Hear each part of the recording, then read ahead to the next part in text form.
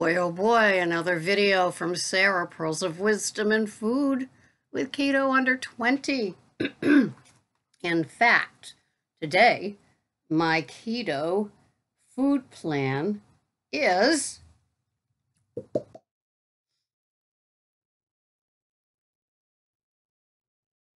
I've recalculated and refigured it many different ways, but today I am having 1,389 calories and my macros are 1,389 calories. I'm allowed 1,436. My protein is 47.7. I'm allowed 37. I usually fall under 50. 37 is a wee bit low, but carbs are 10 and fat is 119. And that's just where I want to be. I weighed myself today. I had a new low. I am in the teens, and I don't know how it happened. 119.2. My range is usually 121 to 123, so I'm excited. Today I'm putting together a little meal. I was going to make a recipe out of the Eat Rich, Live Long, but with Greg's comments about my beef stew from from that book, I won't be making it.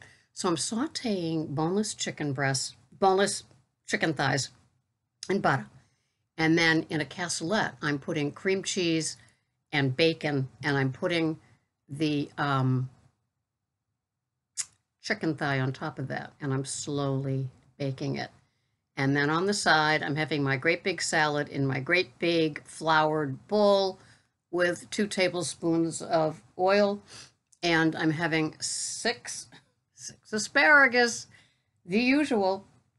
So anyway, with almonds and 10 grams of blue cheese and 8 grams of almonds that have been sauteed in some butter. And so that's going to be my lovely, lovely feast. But that's not what I'm here to talk about. Well, sometimes it is. First BPC of the day. So what I'm here to talk about today is cholesterol myth. And of course, when I got back my cholesterol reading, it was like, panic, panic, panic. And you know, what do they say? Invention? I don't know.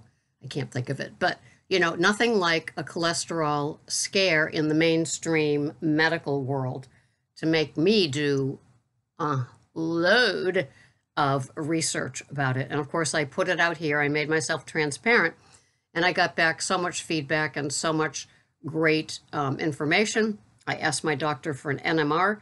She didn't know what it was. We ordered it. I have not had it. Translated to me, so I'm not sure what that means. An NMR is something that you might want to have if you have a high cholesterol and your doctor, shock, shock, shock, is pushing statins on you. And she just gave me that look. She didn't push the statins, but if it was anybody else, I'm sure they would have, like so many of you have said here, oh, the doctor, I got a call from the pharmacy and the doctor called in a script.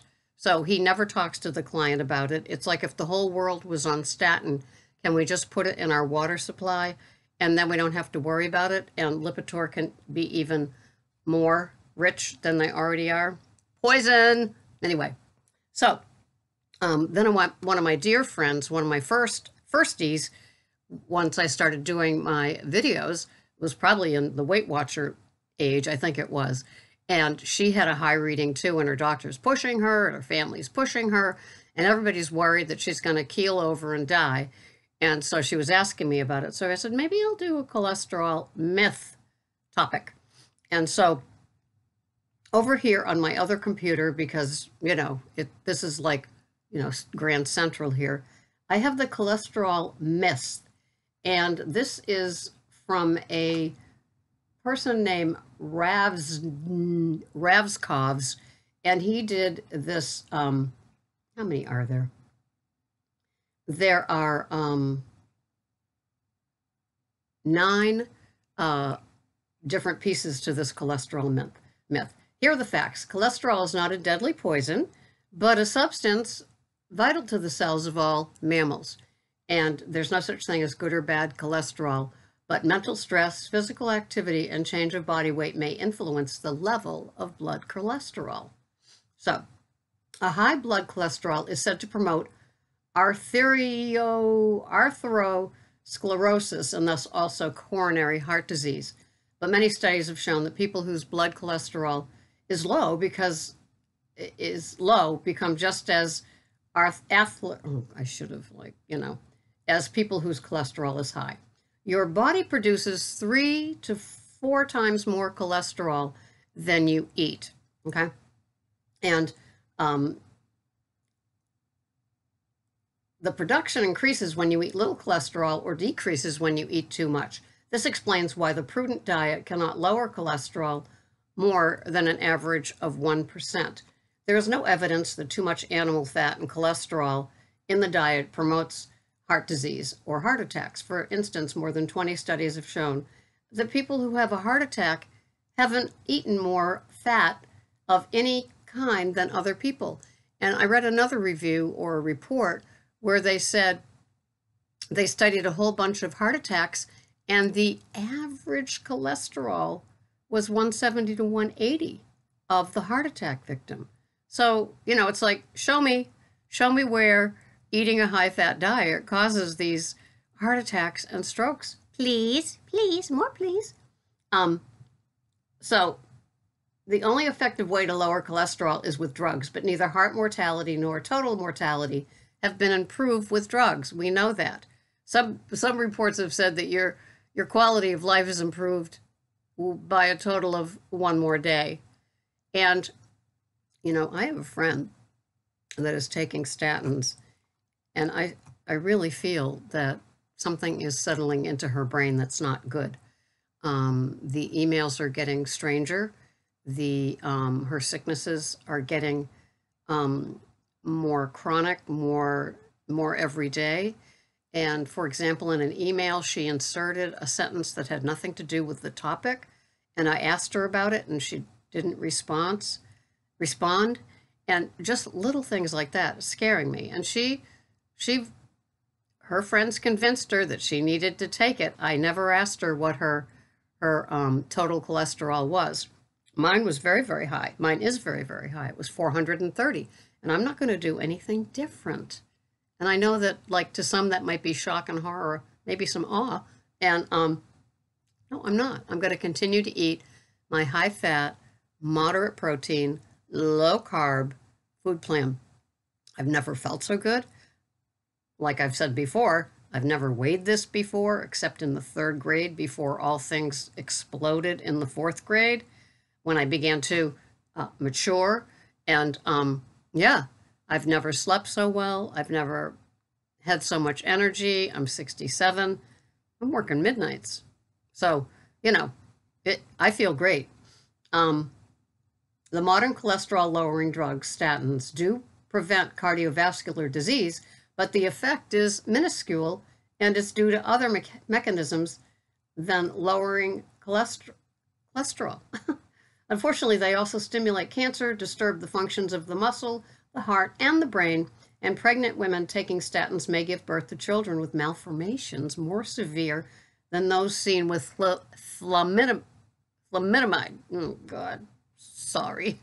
But anyway, back in my generation, our mothers took that drug, thalidomide, to prevent things and miscarrying, I think.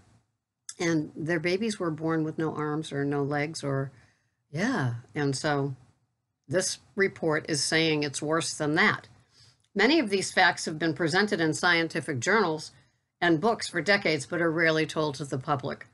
The reason why layman doctors and most scientists have been misled is because opposing and disagreeing results are systematically ignored or misquoted in the scientific post. Here are the benefits of high cholesterol. This statement seems so incredible that it takes a long time to clear one's brainwashed mind to fully understand its importance. Yet the fact that people with high cholesterol live the longest emerges clearly from many scientific papers. But let's take a look at heart mortality, the risk of dying from a heart attack if cholesterol is high.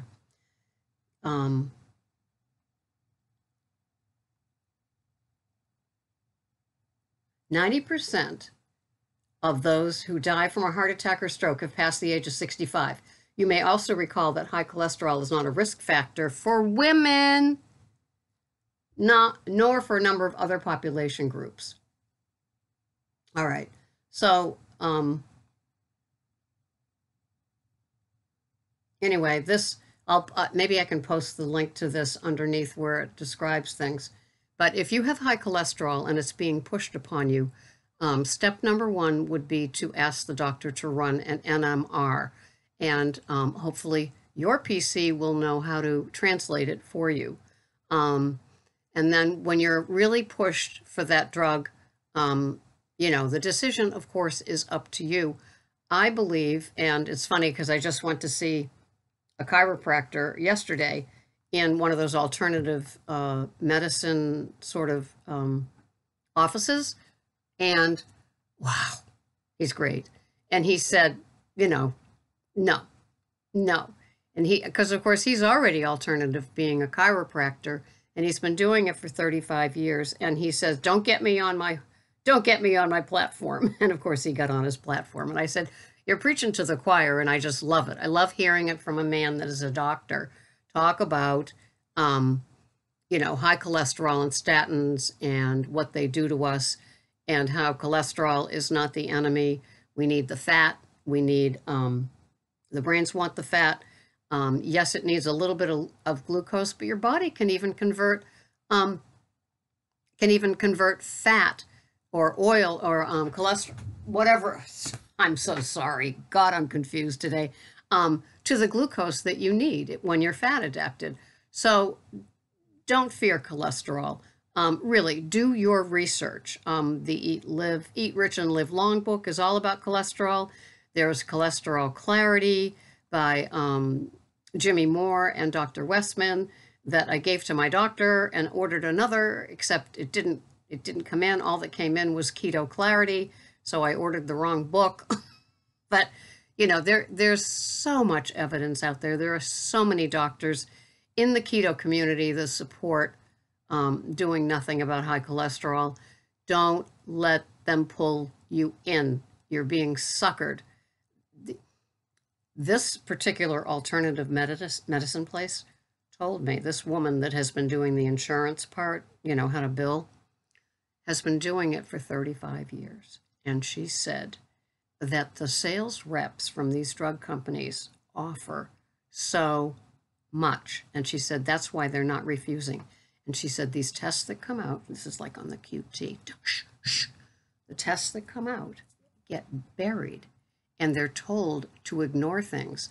She has heard conversations that she couldn't repeat to me about what people were telling these particular medical offices that she's worked in over the years, what to suppress to keep it going, to keep those meds going, and the benefits and perks, vacations and kickbacks that come to the doctors. Now, maybe it's not going on as much as it used to. Maybe there's more watchdogs, but maybe there isn't, because most of us are doing keto for health, or we think we're doing it for weight loss, and then good health breaks out.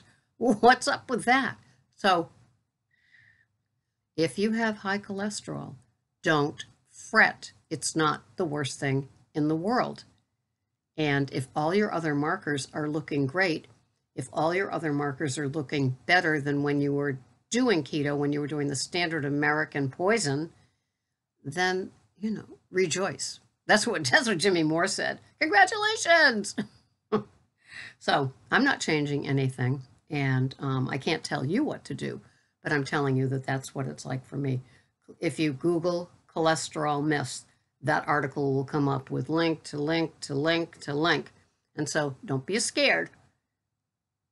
Keto still works, and it's still working for me, and I'm not going to be changing it anytime soon.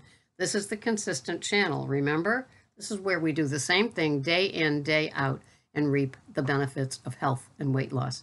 Thanks so much for watching. Bye-bye for now.